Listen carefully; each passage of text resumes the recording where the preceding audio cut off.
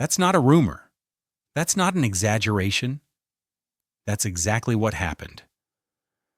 The night before our wedding, while I was in my hotel room rehearsing my vows, she was with him, her ex.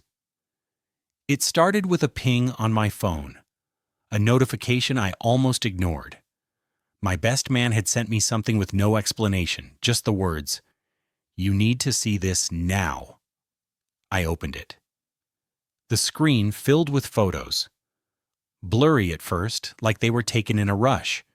But the more I zoomed in, the more I wished I hadn't. Her hair tied up the same way I'd just seen her at the rehearsal dinner. The same dress, the same necklace I'd given her for our anniversary.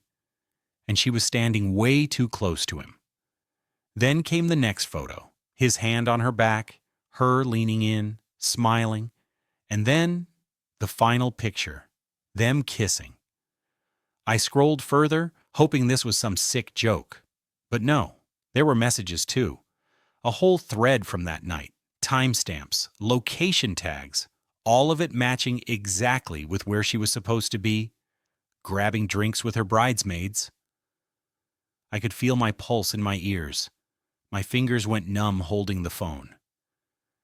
In the corner of my hotel room, my tuxedo hung perfectly pressed. On the desk, my vows sat folded, every word chosen carefully to tell her how much I loved her, how she made me believe in forever. Now forever felt like a bad punchline. I remember sitting down on the edge of the bed, the room spinning. I looked at the engagement ring I had taken off earlier, ready to put back on her finger tomorrow. Suddenly, it felt like it weighed 100 pounds. I wanted to throw my phone across the room. I wanted to scream. I wanted to storm over there and demand an explanation that I already knew wouldn't make a difference. But I didn't. I just sat there, breathing slow, my heartbeat slowing with every inhale. Because in that moment I realized something. Nothing I said would undo what I'd seen. Nothing I yelled would make her the woman I thought I was marrying. She had already made her choice. And now I was going to make mine. I stood up, walked over to my bag, and started packing. One shirt at a time, one pair of shoes, my passport, my wallet. Every zipper I closed felt like another piece of me detaching from her. She didn't know it yet, but she would never see me again. Not at the altar, not in the days after, not ever. I wasn't going to give her the satisfaction of a scene. No drama, no tears. She could twist into her own victim story. I would vanish. And when she stood there tomorrow in front of hundreds of people, wondering where I was, she would know exactly why. I sat in that hotel room, my bag half packed, and my mind wandered back through the years. There were signs. I see them now clear as day, like neon warnings I somehow convinced myself weren't meant for me. The sudden late-night errands she insisted on running alone. The vague answers about where she'd been, always delivered with a smile just sharp enough to make me feel guilty for asking. The way she had started pulling away from me in the weeks leading up to the wedding. Not outright, but subtly. Like someone dimming a light one notch at a time until you barely notice you're sitting in the dark. Even her smile had changed. It wasn't the warm, genuine one I'd fallen for. It was tight, polished, like it had been practiced in a mirror. I remember the months of planning we'd gone through together. The venue, the guest list, the menu. I'd been so focused on making sure everything was perfect for her, thinking that's what love was. The money I'd poured into deposits, dresses, catering. None of it felt like an expense at the time. It was an investment in our future, or so I thought. And then there were my friends. They didn't like her from the start. Said she had a way of looking at people like she was sizing them up for a game they didn't know they were playing. I brushed them off, defended her. Told them they just didn't understand her sense of humor, her independence. But now, sitting there with the proof on my phone, I realized they hadn't been wrong. I had just been blind. The dreams we'd built, the house we'd been talking about, the vacations we said we'd take, the family we imagined, they all felt poisoned now. Not dead. Poisoned. Because the memories were still there, but every one of them had a bitter aftertaste I couldn't swallow. I folded another shirt into my bag. Each crease, each careful placement of fabric felt like a goodbye. Not the loud, messy goodbye she probably expected if I ever found out. No shouting match, no tears in front of an audience. She wouldn't get my rage, she'd get my absence. I pictured the moment she'd walk into the room tomorrow morning, hair and makeup ready for the big day, expecting me to be there in my tux. Instead, she'd find the space empty. No note, no trace, just the hollow where I used to be. She'd feel it then. That quiet punch in the chest when you realize you're alone and there's no fixing it. My anger simmered quietly inside me, controlled, almost cold. And that was scarier than any shouting I could have done, because I knew my silence would stay with her longer than any words I could throw in her face. I zipped my bag shut. The sound was final. She'd chosen him. I was choosing me. While the rehearsal dinner carried on in some dimly lit restaurant across town, I slipped out the back door of the hotel. No one saw me go. No one asked where I was headed. The air outside was cool, but my chest felt hot, like every heartbeat was trying to hammer its way out. My phone buzzed in my pocket, her name lighting up the screen. First a text, "Where are you?" Then another. Then a call. I let it ring until it stopped. She didn't know what I knew. Not yet. I walked aimlessly for a few blocks before I ducked into a quiet side street and pulled out my phone, not to answer her, but to start dismantling what was left of our future. First, I canceled my part of the honeymoon booking. The confirmation email flashed on my screen. Refund processed. That money was going right back into my account. Then I texted my best man. "Change of plans, wedding's off. Don't tell her. I'll explain later." He called instantly. I didn't pick up. I couldn't. Not yet. Next, I opened the airline app and booked the earliest flight I could find out of town. Destination didn't matter. I just needed distance, miles of it, between me and the woman who had been smiling at me hours ago while knowing she'd just been with him. I sat on a bench for a moment, feeling the weight of it all. My chest tightened. Part of me wanted to march straight to her and throw the proof in her face, to watch the color drain from her cheeks, to make her stumble over excuses she wouldn't believe herself. But another part, the stronger part, knew that silence would carve deeper than confrontation. If I disappeared without a word, she'd be left with questions that would gnaw at her for years. She'd replay every moment of the last 24 hours, searching for signs of my exit, and never find them. So I walked back to the hotel, but not to our room.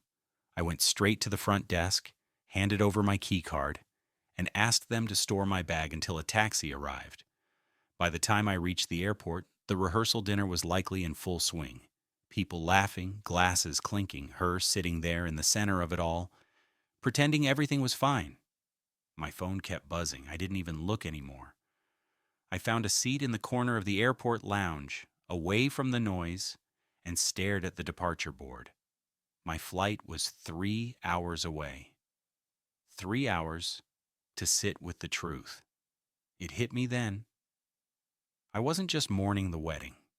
I was mourning the man I had been before that message arrived. The man who believed her without question. The man who thought love could survive anything. That version of me was gone. And when my plane took off, I knew I'd never let her see the new one. Morning light spilled through the small airplane window, brushing across my face like a gentle reminder that I was no longer where I was supposed to be. somewhere across the city, she would be waking up. I pictured it vividly, the slow flutter of her eyes opening, the momentary confusion as she reached across the bed to where I should have been, her hand meeting nothing but cool sheets. She'd probably sit up, check her phone, see the missed calls she made last night unanswered. She'd try again. The calls would stack up. The texts would pour in. "Where are you?" would turn into "we need to talk," then into "don't do this." By then I was already airborne. As the plane tilted upward, I watched the city shrink beneath me. The streets, the buildings, the places we had walked together. The distance felt good. Each mile between us was like dropping a stone from my chest that I hadn't even realized I was carrying. My phone buzzed again. I didn't look. Instead, I stared out the window and imagined the scene unfolding without me. Friends later confirmed it. Panic at the venue. The groom nowhere in sight. Guests whispering in clusters, eyes darting toward her. The wedding planner trying to smooth things over. All polite smiles and fake assurances. And then her. In the dressing room, hair perfectly pinned, makeup set, the dress hanging just right. Crying. Not out of heartbreak, but out of fear. Out of the realization that whatever story she had built around herself was crumbling in real time. I didn't need to be there to see it. I didn't need to watch her spin lies to cover her shame. That was the beauty of it. The truth had already done the work for me. The moment I chose silence, the moment I decided not to give her the confrontation she might twist in her favor, I won. Because in her world, image was everything, and now that image was shattered without me even raising my voice. The stewardess offered me coffee, and I took it. The hum of the engines was almost soothing. I thought about the months of preparation she had poured into this wedding, the photo shoots, the dress fittings, the rehearsals, every detail chosen to impress. And now, all anyone would remember was the empty space at the altar. I leaned back in my seat, letting the quiet satisfaction sink in. Not joy. It wasn't joy. It was more like a deep, steady calm. A sense that I had finally stepped out of a game I didn't even know I was playing. Outside the window, clouds drifted lazily across a pale blue sky. I felt lighter with every passing minute, every mile that grew between us. No arguments, no explanations, just silence. And I knew that silence would follow her for years. It was 3 days before I finally stopped checking my phone out of habit. By then, I was in a new city. The air felt different here. Not just cleaner, but lighter, as if it carried nothing from my past life. I'd rented a small furnished apartment, just enough space for me and my essentials.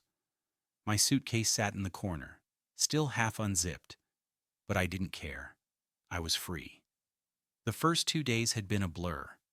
Exploring unfamiliar streets, eating alone in quiet cafes, buying groceries without thinking about anyone else's preferences. There were no lingering looks across the table, no tension humming in the silence. On the third morning, I checked my email for the first time since leaving. And there it was. Her name in bold. The subject line was just one word, please. I almost deleted it without opening, but curiosity got the better of me. The email was long. Paragraphs of explanations, justifications, and at least a dozen variations of "I made a mistake." She claimed it meant nothing, that she was drunk, that she still wanted our life together. She wrote about the embarrassment at the venue, the questions from family, the humiliation of telling people the wedding was off. And somewhere between her excuses, I could feel the desperation. She wanted me back, but I didn't respond. I pictured her walking past the empty closet where my clothes used to hang, sitting at the kitchen table, staring at the untouched wedding decor still in boxes, the Mr. and Miss sign she once posted about online. I imagined her friends fading away, the whispers growing louder, and the echo of her own choices filling every corner of her mind. She had done this, and for once, I didn't feel the need to fix it, explain it, or soften the blow. Instead, I focused on my own life. I met up with an old friend for dinner, the kind where you laugh until your stomach hurts. I woke up without anxiety, without the sickening habit of checking her social media to see what story she was spinning. I realized how much mental space had been consumed by questioning loyalty, and now that space was mine again. The healing didn't come all at once, but each small moment, cooking breakfast with music playing, taking a late-night walk without my phone buzzing, stitched something back together inside me. Her silence after that email was almost as loud as mine. Maybe she realized I wasn't coming back. Maybe she finally understood that the person who had always been there for her had walked away, not out of anger, but out of self-respect. Sometimes the most powerful statement is no statement at all. I didn't need to ruin her, she had done it herself, and all I had to do was leave the door closed,